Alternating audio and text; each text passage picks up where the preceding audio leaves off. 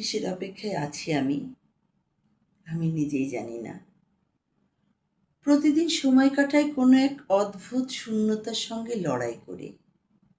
সব কিছু থাকার পরেও কেন জানি বুকটা বড্ড ফাঁকা লাগে।